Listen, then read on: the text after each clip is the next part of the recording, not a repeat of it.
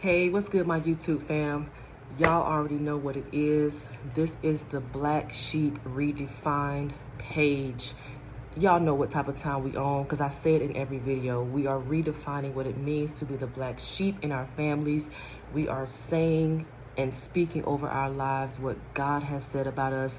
We are denouncing, renouncing all of those things that were said, those word curses that were spoken over us, even by our own family members. We are not who they say we are. We are not the problem. We are who God says we are, and that's on period. All right.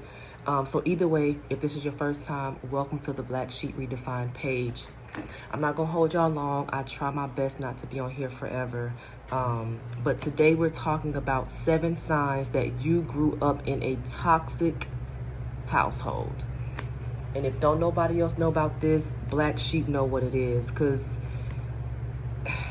if you're the black sheep, clearly the household was toxic that you grew up in. So I'm going to quickly go over 7 signs that you grew up in a toxic household. And that first sign is you had to walk on eggshells. You had to walk on eggshells. Now, for the most part, if you grew up in a toxic household, there was at least one, if not both, or if not 2 narcissistic parents.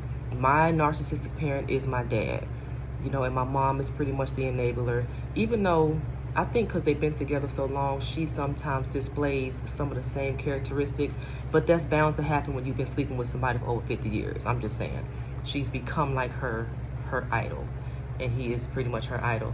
And let me say this, I'll never forget a homeboy of mine saying that after God, Jesus, that my dad is her Alpha and Omega.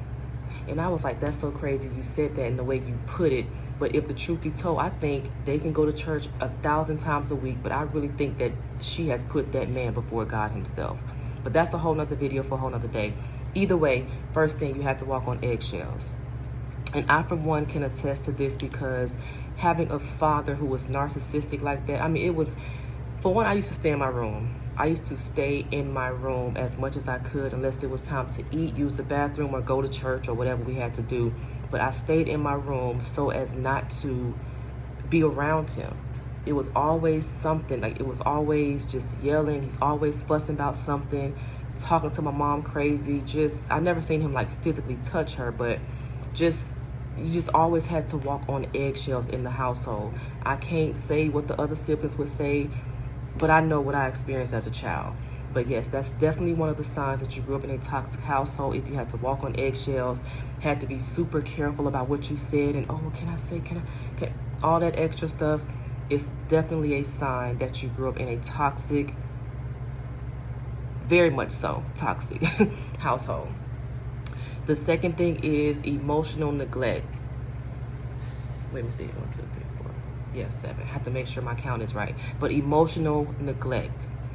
At the end of the day, my father was a provider. We will say, I will say that. But at the end of the day, there was no emotional connection. There was definitely emotional neglect. Never really heard the words, I love you. Never really was told how a man was supposed to treat a woman. Hey, ladies, this is how a man's supposed to treat you. Or, hey, this is what to accept, this is what not to accept. It was just the typical stuff that you're supposed to do for a child. Send them to school, feed them, obviously have a roof over their heads. The physical basic needs, you know what I'm saying? The bare minimum, if I'm being honest. But the emotional part of it was not there, which is why I was having sex at 15 years old, looking for that emotional connection from a man or a guy, boy, because 15 ain't no man, that I never got from my father. You know what I'm saying? Yeah, so definitely emotional neglect. They could be there physically, I mean, but the other part, not so much. The third thing is excessive control. Now, we all know how narcissists get down. Control and manipulation are one of the top 2 signs of a narcissist or a Jezebel. But yeah, control, excessive control. He definitely had that. And it passed on to the other narcissistic kids, because that's a part of how they get down as well. But it's excessive control, you know, what we eat, how we talk, even to the point of he would he would correct us on like how we talk. If we said, I ain't, it ain't, I'm not, it's I'm not. No, don't say ain't, it's I'm not. And it's like, okay, just always something. You just have to be in control of everything.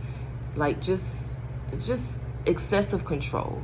I can go down a deep hole with that one, but we ain't got time for that. Excessive control, definitely a part of being in a toxic, growing up in a toxic household. Guilt and obligation. Guilt and obligation. Definitely a part of this as well. Making you feel guilty for having a mind of your own, for speaking up for yourself, or wanting to speak up for yourself, or do something different than what they want you to do.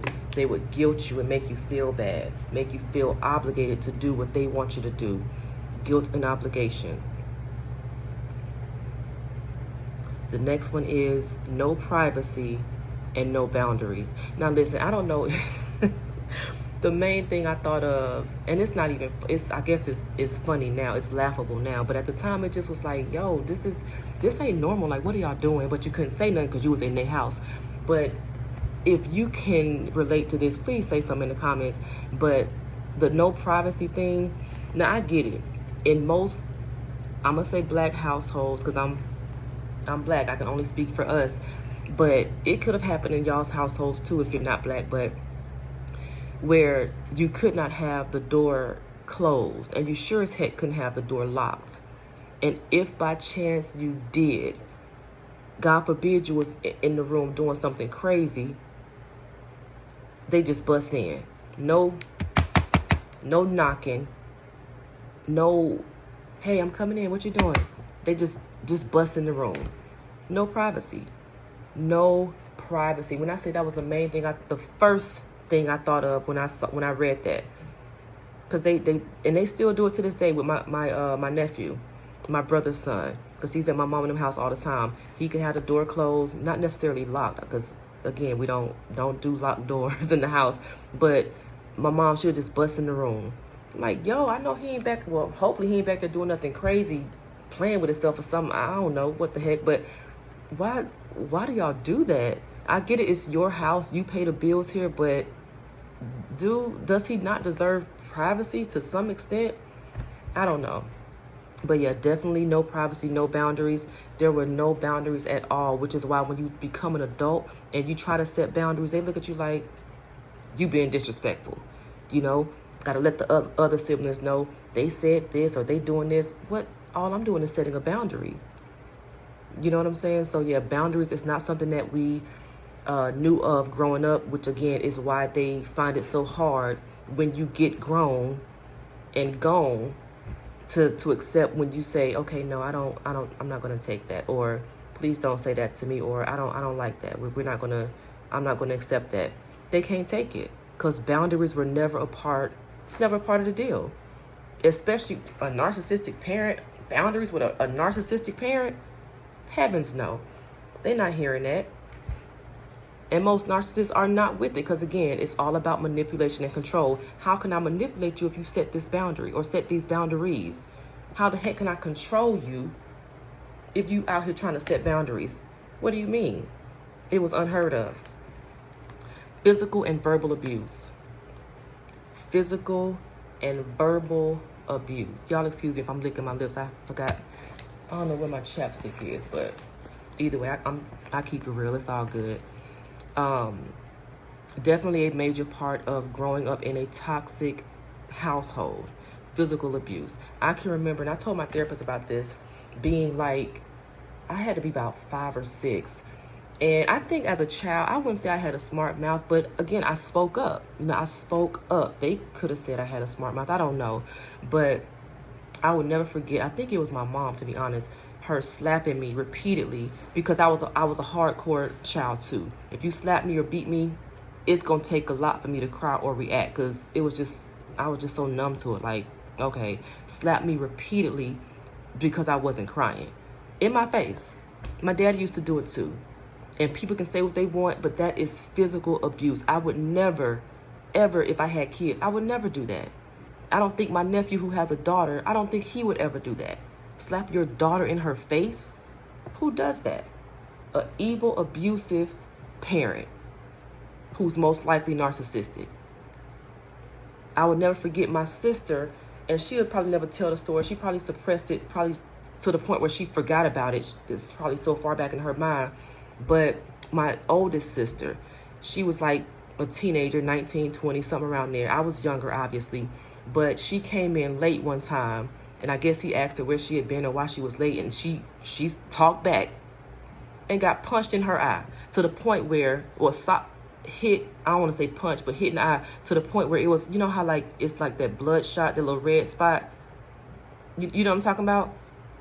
To that point where she had that in her eye. You think my mama stuck up for her? You think she said something or protected her in that moment? No. But I'll never forget that. And even a cousin who I don't talk to anymore because she's a narcissist as well, a couple years ago when we were talking, she brought that up. She said, remember that time, I don't want to say her name, but your sister, when she came to church, she had that thing in her eye. And I was like, yeah, I remember. And I told her what happened. She was like, for real? Uncle Alton did that? He did that. He did that. It wasn't no boyfriend abusing her. It was her father who did that. And I'm just thinking about stuff now. It's like, yo, that's an evil somebody. That is an evil somebody. Real talk. So yeah, physical and verbal abuse. Verbal abuse, of course, y'all know. That's a part of it as well. And the last thing is favoritism and comparison, which I think I spoke of it in another video, how he used to do little things to like pit me and my siblings against each other, mainly me and the middle sister, which is the golden child, but do little things and then he would get mad at me or try to make me feel like I'm wrong for speaking on how he was showing favoritism. And he would always say, stop comparing yourself to other people. Stop comparing yourself to other people. But you're putting me in a position as a child to do that. He knew what he was doing. The demons in him knew what he was doing. You know, and it was all in an attempt to break my spirit from the very beginning. You know, again, I can't speak for the rest of the siblings because it's hard to break the spirit of a child who's just like the narcissistic father, which all three of those siblings are narcissists. If at the end of the day, I'm the only one who isn't. You know what I'm saying? But yeah, favoritism with the golden child and putting them in positions to compare themselves to one another. All signs that you grew up in a toxic household as a child. So I'm like, in a way, I'm kind of glad I don't have kids, even though I wouldn't be doing all this stuff, but it's just so much. Like it's just a lot. It's just a lot. You know what I'm saying? Wouldn't want my kids to deal with any of this stuff.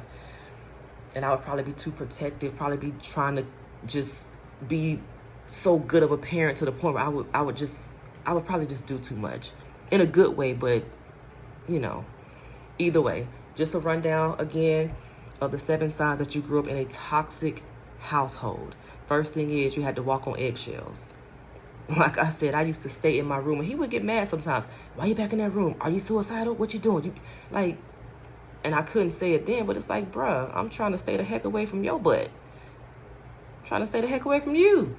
That's what I'm doing. And I'm sure in a way he knew that.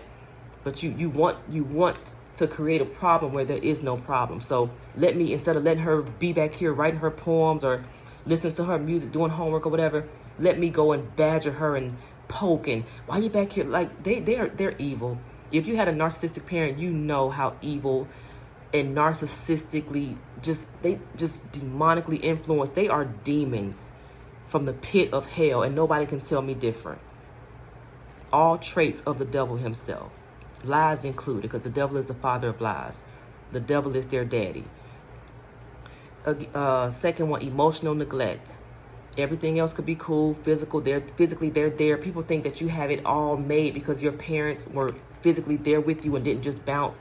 But I be telling people like, bruh, I get it, they were there, but that don't mean my childhood was no better than yours because they were physically in the house. It was times when I wish my parents would have gotten a divorce. Times I wish my daddy would have walked the heck away, never to return again. Real talk, as a child.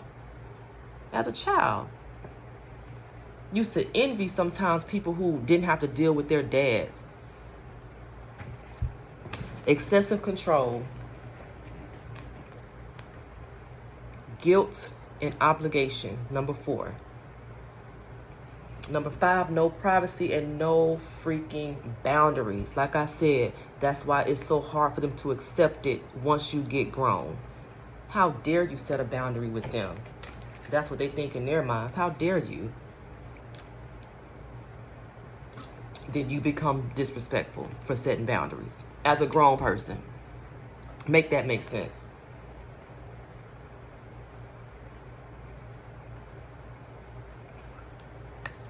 Best green tea on earth.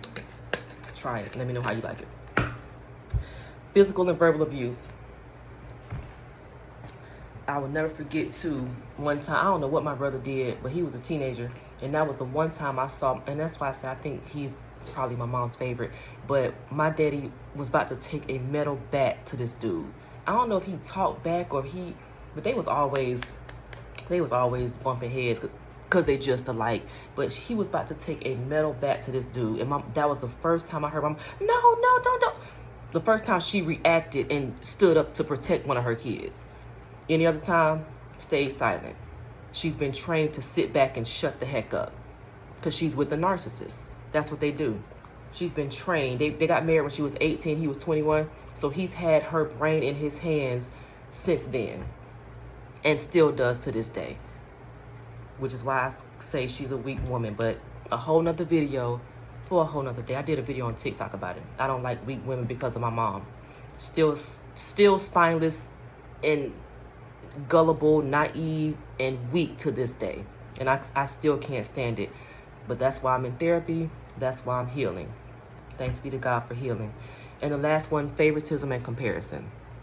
They put you in positions to compare yourselves to the other siblings or the golden child or whatever. That's what they do. Favoritism. They always favor that one child, which in most cases, that child is just like them. Again, a whole nother video for a whole nother day. But either way, y'all, if you are the black sheep, again, we are redefining what it means. You are not unlovable. You are not the problem. You are worth, your life is worth living. Because I know sometimes, like, if you're not healed and you get to feeling away and think about that trauma, that trauma starts to resurface, sometimes that can bring on suicidal thoughts, make you not even want to be here no more. But nah, we ain't doing that.